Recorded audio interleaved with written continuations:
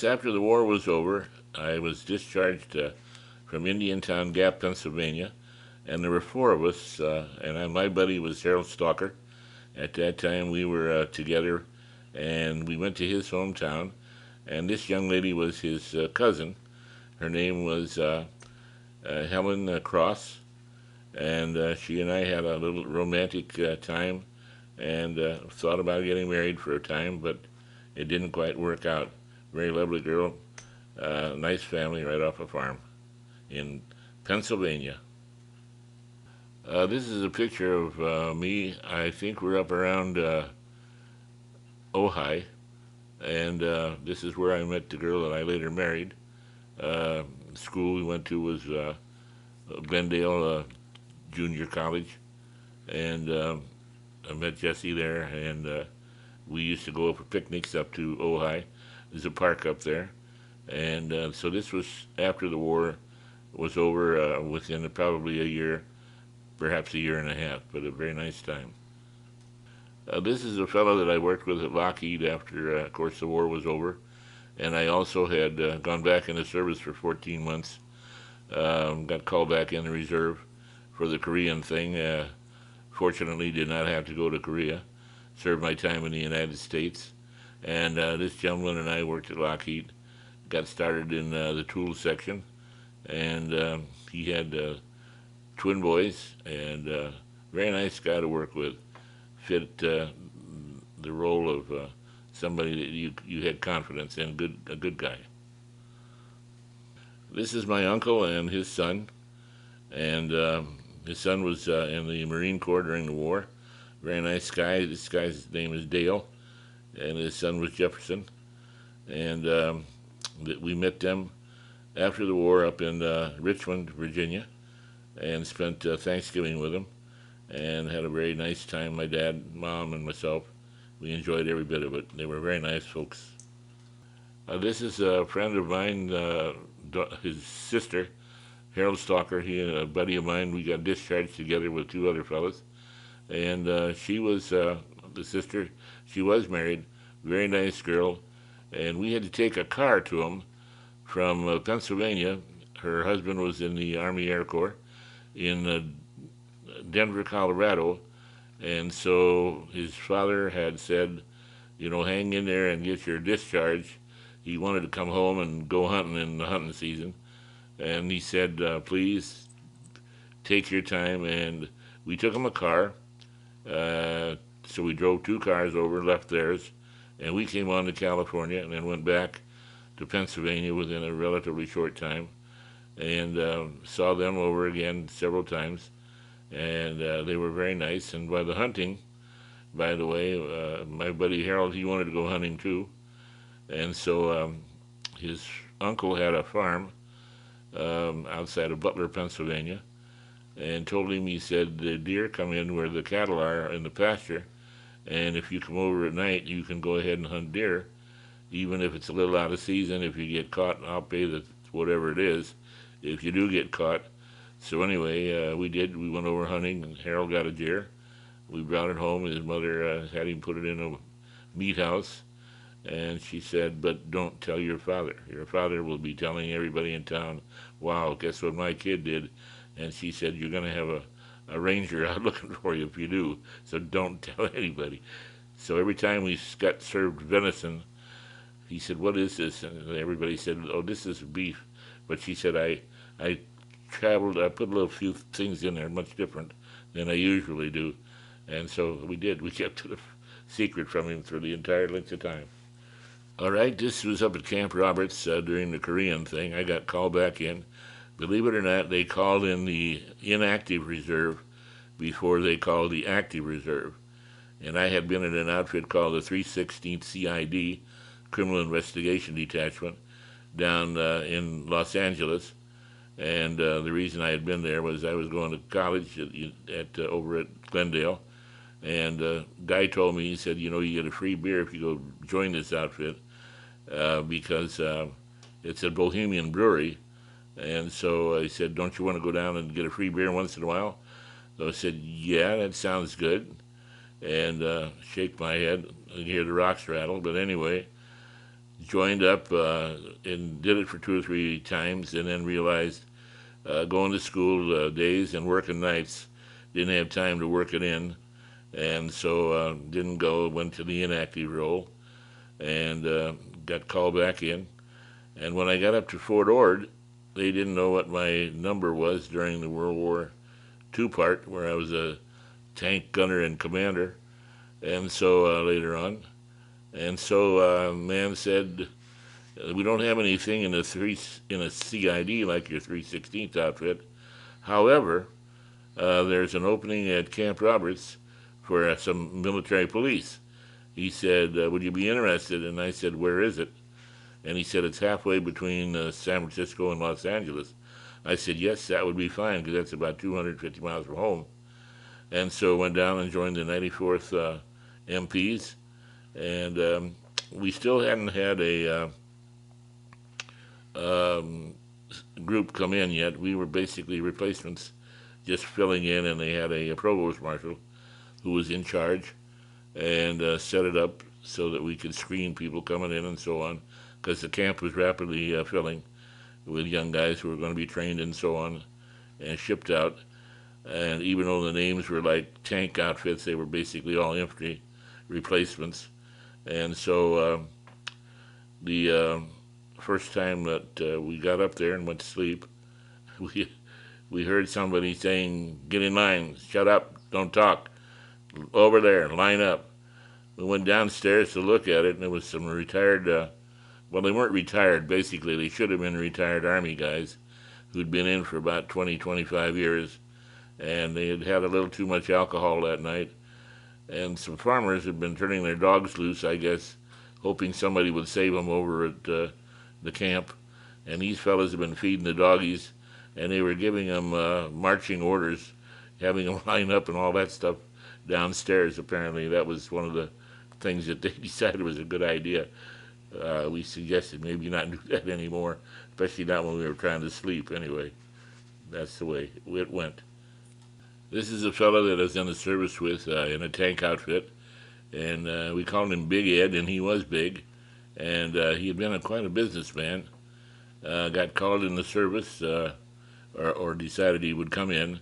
I think he had a divorce problem, and he just decided he was going to get away from it and went in the service. Got in the cavalry unit and served very well. It was a good driver, and certainly was husky enough. When they said Big Ed, they weren't kidding. He was about 240 pounds. Yeah, good guy. Met this lady in Paris, and she was a bit older than we see on the picture, but a very nice lady and very kind to us. Paris, we became very popular, much the way I guess celebrities are now. Don't ask me why, except the Parisians were very glad to see Americans, because it meant getting the Germans out of their hair. And she had been a show business person and brought this in to show me what she did for a living, and was very kind. Unfortunately, couldn't bring down some things that she wanted to, but I think she gave me the picture and a vase. Unfortunately, never got home with the vase, but did get home with the picture. And yes, she was very nice, Miss Rossi. Thank you. This is a young lady I met in Czechoslovakia. We stayed at a little town called Prestige, which was outside of Pilsen, and she was the daughter of the local school principal, and could speak English very well, and a very nice young lady. And so we used to go to the movies, 16 millimeter films that we had. This was after the war, of course, in Czechoslovakia, and she could see film on a small screen like we did. And if you had a girlfriend, you could take them once in a while and let them see the movies. There wasn't much to do because, as you can well imagine, there were no places serving any kind of entertainment and no food of any kind except what we provided. And once in a while, she'd try to bring over something, but they had a very hard time having enough food on the table. Some of the girls used to bring little flocks of ducks and geese down to the riverside because we were right on the side of the river, and encamped there in sort of pup tent stuff with a wooden base basically, and that was about it after the war. And went back into basic training. She was a very nice girl, believe me.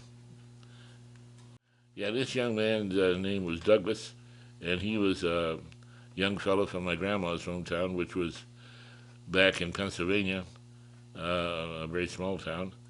But at any rate, he was in the service, and saw him by accident and got a picture and sent a letter to Grandma and said, tell his mom and dad saw him and he was doing okay. And I guess that was about it. Hopefully he made it back. I guess he did. Do you know what year that might have been? I don't know. That was probably 1945, probably 45. This is Camp Roberts again, and this is the firing range. And as you can see, this is a outfit that was military police and had to pass a certain amount of time on the range and get their shooting so that it was right. And so we did.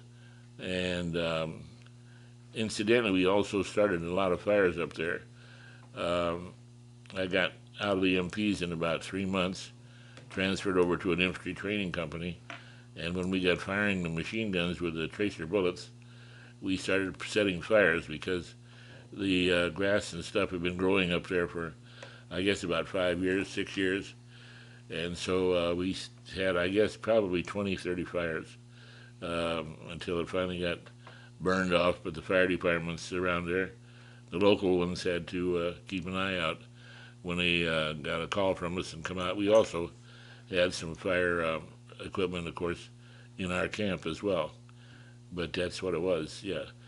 This is the 364th MPs, and then I joined an outfit called the 94th Heavy Tank Battalion, but it was basically infantry training.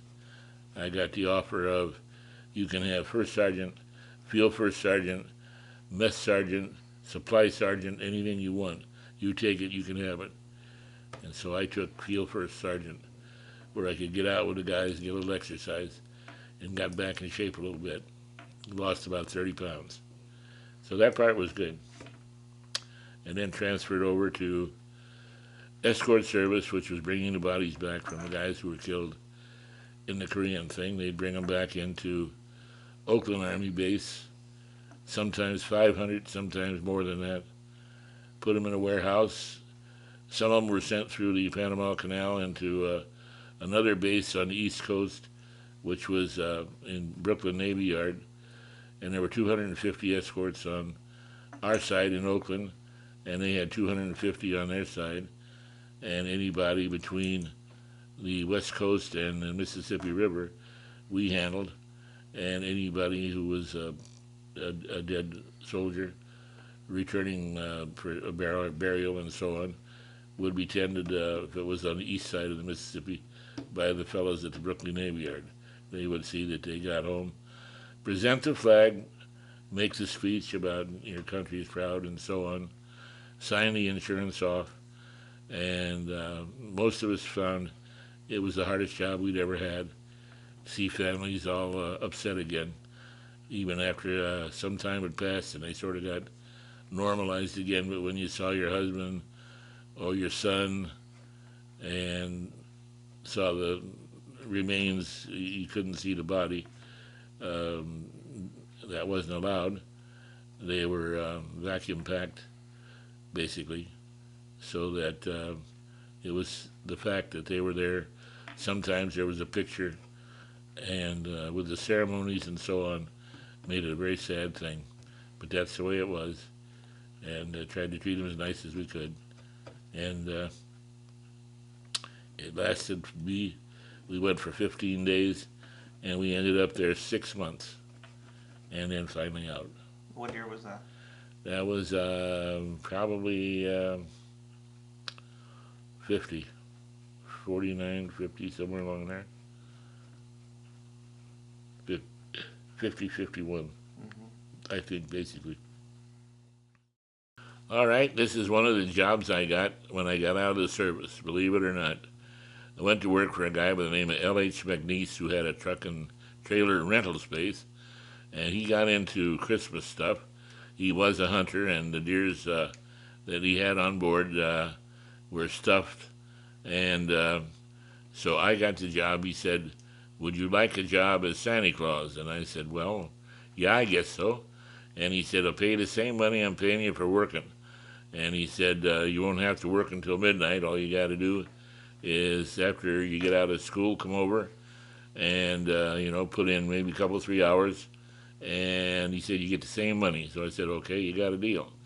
So that's what we did. We visited schools, and this was a school that was located in Griffith Park. They took some Quonset huts and set up a place for some of the people who were soldiers who had families to live there until they had a chance to build a few houses and things. This is right after the war determined and that it would be a good idea, and I guess it was. And so we traveled around, and I also, this is 47, because I also got a job as the Christmas Santa Claus in Hollywood for the parade. And so the money was good, and all the beard and everything. Nobody recognized me after that. Well, maybe except for my tummy, but other than that, I was a different guy. But it was a lot of fun. I enjoyed it. And I got a chance to go to the YWCA, and all the young ladies sat on my lap and told me what they wanted for Christmas and all that sort of thing. So it had a lot of good things about it. Right.